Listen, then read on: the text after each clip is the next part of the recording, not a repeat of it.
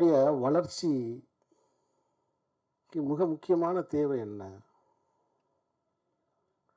அப்படின்னு நான் எப்பயுமே சிந்திச்சுக்கிட்டே இருப்பேன்.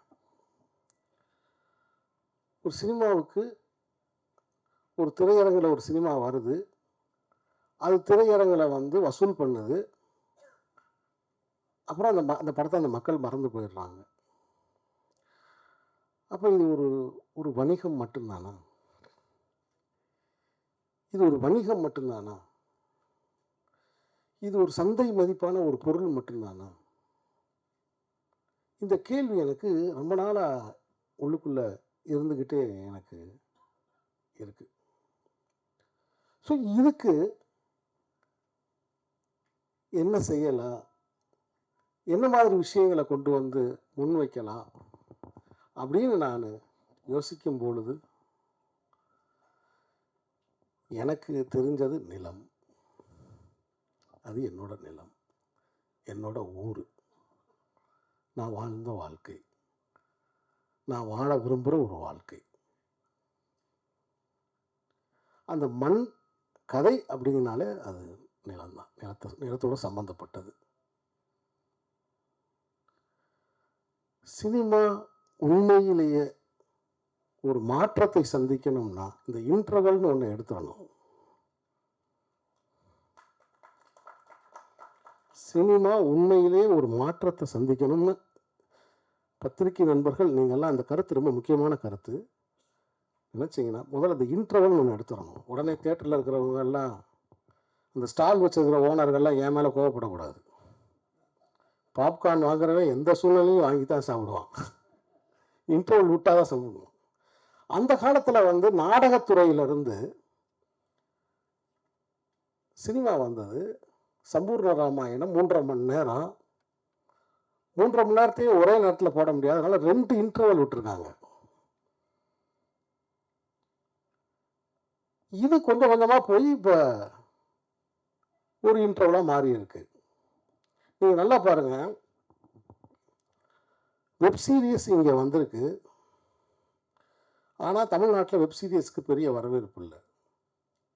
ஆனால் மேற்கத்திய நாடுகளில் நீங்கள் பார்த்தீங்கன்னா வெப் சீரிஸ்க்கு வரவேற்பு இருக்குது.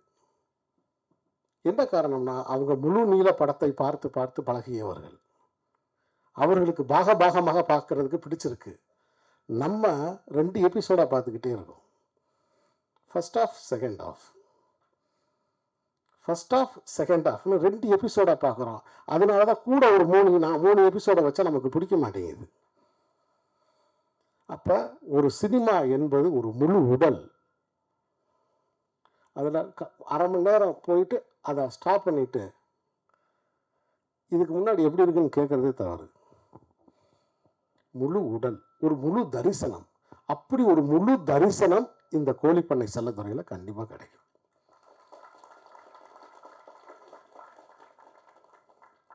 நண்பர்களே, நான் கொஞ்சம் ஒரு 5 நிமிஷம் அதிகமாக பேசினாலும் சில கருத்துக்களை நான் உங்களோடு பகிர்ந்து கொள்ள வேண்டும் என்று நான் ஆசைப்படுகிறேன். இந்த கோழிப்பண்ணை செல்லத்துறை என்கிற இந்த படம் எனக்கும் இப்போ 50 வயசு ஆயிருச்சு. நானும் 2 பெண் குழந்தைகளுக்கு தகப்பன். ஆனால் நான் இதுவரைக்கும் டாக்டர் அருளானந்து போல ஒரு தந்தையை பார்க்கவே இல்லை.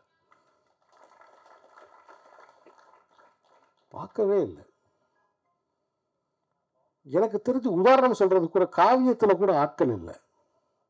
நான் இது மிகையா நான் சொல்லலை. காவியத்தில் கூட இவ்வளவு பாசமா, இவ்வளவு அன்பா, அதே சமயத்தில் ஒரு திட்டமிட்டு ஒரு தெளிவோட ஒரு காரியத்தை முன் நகர்த்தி போகிற ஒரு தந்தையை நான் இப்போ இது வரைக்கும் நான் பார்க்கவே இல்லை. என்னை முதலில் அழைத்தது ஒரு தந்தை. ஒரு தந்தை தான் என்னை அழைச்சார். என்னுடைய நண்பர் ஒரு இயக்குனர் மூலமாக ஒரு தந்தை என்னை அழைத்தார். முதல்ல ஃபோனில் பேசிட்டே இருந்தார்.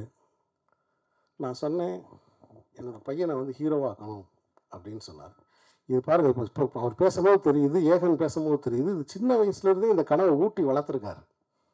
இதே ஒரு தனி படமாக எடுக்கலாம், இந்த கதையவே ஒரு தனி சினிமாவாக எடுக்கலாம். அப்படி ஊட்டி வளர்த்துருக்காரு. அப்போ அவர் என்னை கூப்பிட்டு பேசுகிறாரு. பேசும்போது நான் சொன்னேன், ஐயா நீங்கள் படம் தயாரிக்கிறனால நான் ஒரு படத்தை வந்து நான் எடுத்துட மாட்டேன். என் கதைக்கு தகுதியானவர்களா அப்படின்னு பரிசோதனை பண்ணிட்டு அதுக்கு சரியாக இருக்கும் பட்சத்தில் தான் நான் எடுப்பேன். ஏன்னா என் கையில் இருக்கிற ஒரே அஸ்திரம் அது ஒன்று தான். ஆர்டிஸ்டில் காம்ப்ரமைஸ் பண்ணுறது கிடையாது. நண்பர்களே, ஒரு தந்தை தயாரிப்பாளர் அப்படின்றதுக்காக நான் இந்த படத்தை எடுக்கவே இல்லை. ஏகன் ஏற்கனவே வந்து சின்னத்திரையில் அதுக்கு முன்னாடி நடனம், இப்படி பல உடற்பயிற்சி இதெல்லாம் செஞ்சு வீடியோஸெல்லாம் எனக்கு அனுப்புவார். அதெல்லாம் நான் பார்த்து அந்த வசனங்கள் பேசுகிறது இது எல்லாத்தையும் பார்க்கும்போது ஒரு சினிமா வெறியன், ஒரு சினிமா காதலன், ஒரு சினிமாவுக்காக டெடிக்கேட்டாக இருக்கக்கூடிய ஒரு பையன்னு எனக்கு தெரிஞ்சிச்சு. நான் ஆடிஷன் பண்ணணும்னு சொல்லி வர சொன்னேன். ஆனால் ஏகனை நான் ஆடிஷன் பண்ணலை. வரும்போதே கவனித்தேன், உட்காந்து பேசும்போது கவனித்தேன், பேசும்போது கண்ணை கவனித்தேன். போயிட்டு வா தம்பின்னு சொல்லிட்டேன். ஏன்னா இந்த இளைஞன் ஒரு சிறந்த நடிகனாக வர்றதுக்கு வாய்ப்பு இருக்குது அப்படிங்கிறத நான் புரிஞ்சுக்கிட்டேன். சிறந்த நடிப்பு அப்படின்னா என்ன? நான் நடிப்பு சொல்லி கொடுக்குற வாத்தியார் கிடையாது. நடிப்பை வாங்குகிற வாத்தியார். நல்லா புரிஞ்சுக்கோங்க. நான் நடித்து காமிச்சு அவங்க நடிகன்னு சொல்கிற நடிப்பு சொல்லி கொடுக்குற வாத்தியார் கிடையாது. அப்படி யாருமே செய்ய முடியாது. இப்போ இளையராஜா ஒரு பாட்டு ரெக்கார்ட் பண்ணணும்னு நினைக்கிறாரு. வயலினே வாசிக்க தெரியாத ஒருத்தரை கூப்பிட்டு, இசைஞானி இளையராஜா வயலினே வாசிக்க தெரியாத ஒருத்தரை கூப்பிட்டு இந்த பாட்டுக்கு ரெக்கார்ட் பண்ணணும்னு ட்ரை பண்ணார்னா அந்த பாட்டை செய்ய முடியுமா? அவருக்கு வயலின் வாசிக்கிறது எப்படின்னு கற்றுக் கொடுத்து அதுக்கப்புறம் ஒரு சாங்கை ரெக்கார்ட் பண்ணணும்னு நினச்சாருன்னு வச்சுக்கோங்க, முடியுமா? மிகச்சிறந்த வயலின் வித்வான்களை அவர் அழைக்கிறார், மிகச்சிறந்த ராகங்களை அவர் வாங்கிக்கிறார். இதுதான் பாயிண்ட். அப்படி ஏகன் என்னிடம் வரும்போது முழு தகுதியோடு வந்த ஒரு இளைஞன். என்னுடைய வேலை என்னன்னா ரொம்ப சிம்பிளான வேலை தான். முதல்ல செட்டில் யாரையும் பதற வைக்க மாட்டேன். நான் பதற வைக்க மாட்டேன். ரொம்ப கூலாக இருப்பேன். எனக்கு டென்ஷன் இருந்தாலும் அதை குறிப்பாக நடிகர்கள் மீது நான் காட்ட மாட்டேன். ஏகனை நான் திட்டினதே இல்லைன்னு நினைக்கிறேன். ஒரு நாள் கூட நான் திட்டினது இல்லை. அதே மாதிரி யாரையும் நான் திட்டவே மாட்டேன். முதல்ல கூலாக இருக்க விடுவேன். ஏன்னா நீங்கள் கயரை ஆட்டிக்கிட்டே இருந்தீங்கன்னா பறவைகள் அமைதியாக வந்து உட்காராது. எல்லாரையும் அமைதியாக இன்னும் ஒரு சூழலில் நம்ம இருக்கும் பொழுது அவர்களுடைய இயல்புணர்ச்சி வெளியே வரும். அந்த இயல்புணர்ச்சியை நம்ம தூண்ட முடியும். என்னுடைய வேலை ஒரு நடிகரிடம் இருந்து இயல்புணர்ச்சியை தூண்டுறதா. அதுக்கு முதல்ல செட்டை அமைதியாக வச்சுருப்பேன். இவ்வளோதான் விஷயமே.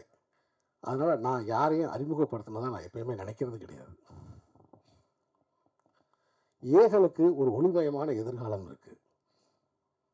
அதற்கு ஒரு முக்கியமான காரணம் ஒரு தந்தை என்றாலும் ஏகன் நன்றாக வர வேண்டும் என்று அவருக்கு பின்னால் இருந்த அவருடைய தாயார் தினமும் பிரார்த்தனை செய்து கொண்டே இருக்கிறார்.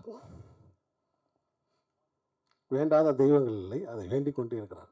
என்கிட்ட வந்து அந்த ஷூட்டிங் ஸ்பாட்டை விட்டு போகும்போது உங்கள்கிட்ட ஒப்படைச்சிட்டு போகிறேன்னாரு அப்படின்னு சொன்னாங்க. கரெக்டாக 4வது நாள் ஏகனுக்கு கை பிசங்கிருச்சு. ஒரு இதை எடுத்து அடிக்கும்போது நான் ரொம்ப வருத்தப்பட்டேன் கடைசி வரைக்கும். ஐயோ, நம்ம எப்பவுமே பரிசோதனை பண்ணி பார்க்காம நம்ம எதையுமே செய்ய விட மாட்டோமே, இதை விட்டோமே அப்படின்னு நினச்சேன்.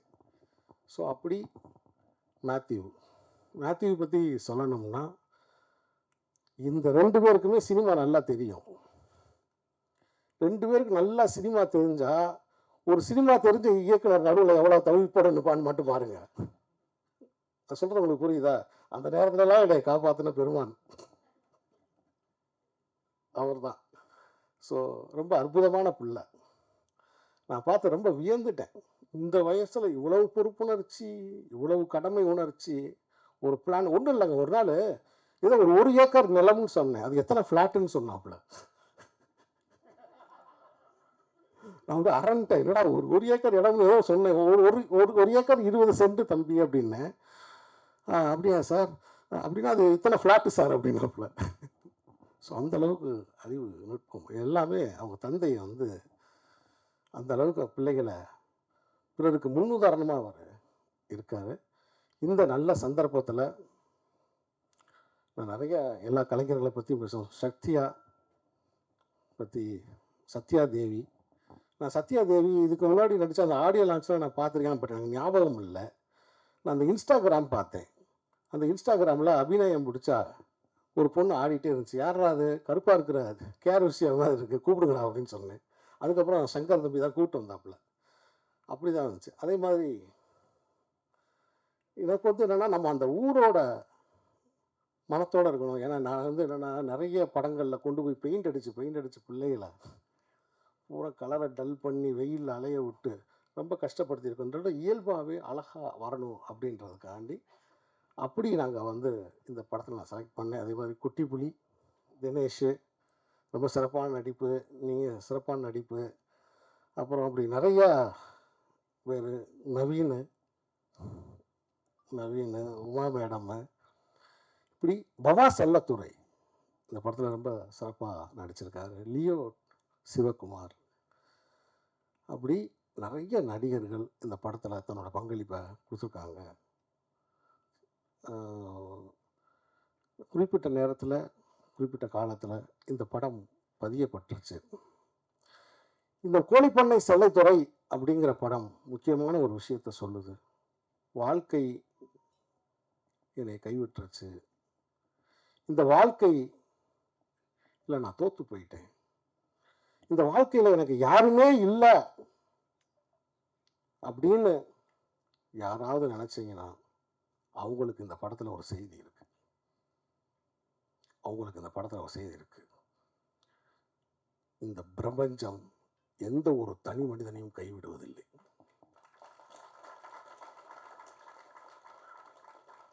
ஏதோ ஒரு ரூபத்துல வந்து உங்களை அரவணைக்கும். யோகி பாபு, அருமை நண்பர் யோகி பாபு சார் வந்து என்கிட்ட கதையே கேட்கல. கதையே கேட்காம என்னை நம்பி வந்து குறிப்பிட்ட நாட்களில் அழகாக நடிச்சுட்டு அந்த பெரியசாமி அப்படிங்கிற கதாபாத்திரம் ஏகனுடைய பெரியப்பாவா மிகச் சிறப்பாக நடிச்சிருக்காங்க. இவங்க 2 பேர் காம்பினேஷன்ஸில் ஒரு ஒரு ஒரு சீன் இருக்கு. 2 பேர் காம்பினேஷனில் ஒரு கொஞ்சம் சைலண்ட்டாக அதே சமயத்தில் ரொம்ப உணர்ச்சியாக பேசக்கூடிய ஒரு காட்சி இருக்கு. ரொம்ப பிரமாதமாக அதில் ஏகனோட பெர்ஃபார்மன்ஸ் ரொம்ப பிரமாதமான பெர்ஃபார்மன்ஸ். நீங்களாம் பார்த்து ஆச்சரியப்பட போகிறீங்க. இது புது நடிகனா, புது ஹீரோவா அப்படின்னு நீங்களாம் ஆச்சரியப்படுவீங்க.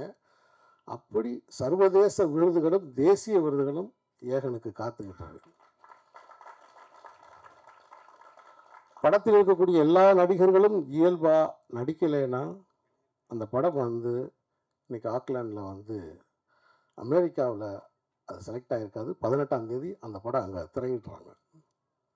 ஸோ அந்த படம் எடுத்த உடனே அமெரிக்காவில் திரையிடப்படுது. அதுமாதிரி அண்ணன் பிரபாகர், எனக்கு வந்து எழுத்தாளர் பிரபாகர் அவர்கள் இயக்குனர். இந்த கதையை நான் வந்து உருவாக்கிய பிறகு அண்ணன்ட்ட சொல்லும்போது எனக்கு அழகான ஒரு ஃபஸ்ட்டு டிராஃப்ட் ஒன்று எனக்கு ரெடி பண்ணி எழுதி கொடுத்தாங்க. இந்த படத்தில் நான் அவரும் சேர்ந்து தான் வசனங்கள் எழுதியிருக்கோம்.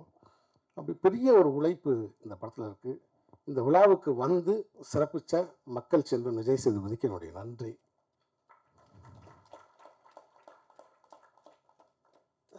இந்த மாதிரி படங்களை நீங்கள் தான் கொண்டு போய் மக்கள்கிட்ட கொண்டு போய் சேர்க்கணும் அப்படின்னு ரொம்ப கேட்டுக்கிறேன்.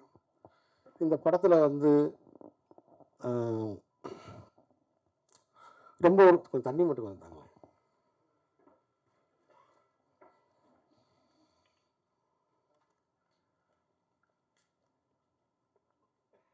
இப்போலாம் நீங்கள் வந்து ஒரு வீட்டில் வந்து ஒரு பொம்பளை பிள்ளைகள் யாரையுமே நீங்கள் வைய முடியாது. இப்போலாம் யாரையுமே வைய முடியாது. வஞ்சா அதை திட்டினா உடனே அதுங்க வந்து டக்குனு பைய தூக்கிட்டு கிளம்பிடுதுங்க. முந்தி மாதிரி போகாமலாம் கிடையாது. டக்குன்னு உடனே பைய தூக்கிக்கிட்டு கிளம்பிடுதுங்க. என்னடா காரணம்னா வேற ஒன்றும் இல்லை. அதுக்கு எல்லாத்துக்குமே பஸ் வந்து ஃப்ரீ. நம்ம விரட்டி போய் பின்னாடி போய் ஏறணும்னு வச்சுங்களேன், நம்மகிட்ட டிக்கெட் கேட்குறாங்க. நீங்க பார்த்தீங்கன்னா சென்னை மட்டும் கிடையாது, தமிழ்நாடு ஃபுல்லாக வந்து பெண்கள் வந்து இப்போ நல்லா ஜாலியாக அவங்க நினச்ச இடத்துக்கு போகிறாங்க, கோவிலுக்கு போகிறாங்க, குளத்துக்கு போகிறாங்க, வேலைக்கு போகிறாங்க, நல்லா ஃப்ரீ. யாருமே திட்ட முடியலை. உண்மையை சொல்லப்போனால் ஆண்கள் தான் வந்து அடிமையாக இருக்காங்க. இதுக்கு காரணம் யாருன்னா, அது வேறு யாரும் இல்லை, நம்முடைய மாண்புமிகு முதல்வர் ஸ்டாலின் அவர்கள் தான். அவர் தான் இருக்கிறவங்கள பூராத்தையும் வந்து பெண்களுக்கு பூரா இலவச பஸ்ஸை கொடுத்து விட்டாப்புல. இதை ஏன் நான் குறிப்பிடுறேன்னா, லியோ சிவகுமார் நடிக்கிற அந்த சீனில் இந்த மாதிரி விஷயங்களை நாங்கள் அந்த படத்தில் சொல்லியிருக்கோம். நல்ல விஷயங்களை இந்த படத்தில் நாங்கள் சொல்லியிருக்கோம். அரசு மருத்துவமனையை நாங்கள் கொண்டாடி இருக்கோம். ஏன்னா அரசு மருத்துவமனைக்கு யாருமே போகிறதில்லை. ஆனால் அரசு மருத்துவமனை நாங்கள் கொண்டாடி இருக்கிறோம். இந்த படத்தில் அரசு மருத்துவர்களையும் நாங்கள் வந்து பெருமைப்படுத்தியிருக்கிறோம் இந்த படத்தில். ஸோ ஆக மொத்தத்தில் இந்த படம் நிச்சயம் உங்களை ஏமாற்றாது. நிச்சயம் உங்களை ஏமாற்று. அதாவது வந்து விருதுக்குரிய படங்கள் விருது வாங்கிருச்சு, வாழ்வியல் படங்கள்னு சொல்கிறாங்க, போகலாமா வேணாமா? ஏன்னா இணையதளத்தில் வந்து நம்ம தான் பார்க்குறோமே எவ்வளோ கமெண்ட்ஸ் என்னன்னு. போகலாமா வேணாமா அப்படி இல்லை. எங்களுடைய சவாலே வேற. உள்ளூர் மக்களையும் ரசிக்க வைப்பது, உலக மக்களிடமும் போய் சேருவது. கோழிப்பண்ணை செல்லதுரை உள்ளூர் மக்களுக்கும் செல்லதுரையாகவும், உலக மக்களுக்கும் ஒரு செல்லதுரையாகவும் இந்த படம் உருவாகியிருக்கு. நான் எடுத்த படம்ன்றதுக்காக நானே பேச மாட்டேன். உலகத்திலே மிகப்பெரிய பயந்தோழி நான் தான். தான் செஞ்ச சின்ன பூதத்தை பார்த்து பயப்படுற ஒரு மந்திரவாதி இருக்காங்களா, அது நான் தான். இது என்ன செய்யணும் ஏது செய்யணும் அப்படின்னா, என்ன ஏகன் நல்லா இருக்கா, அவங்க அப்பாட்ட கேட்பேன், என்ன சார் நல்லா இருக்கா சார், இப்படி கேட்டுக்கிட்டு இருக்கக்கூடிய ஒரு ஆள் நானே கான்ஃபிடண்டாக சொல்கிறேன், இந்த படம் உங்களை கண்டிப்பாக ஏமாற்றாது.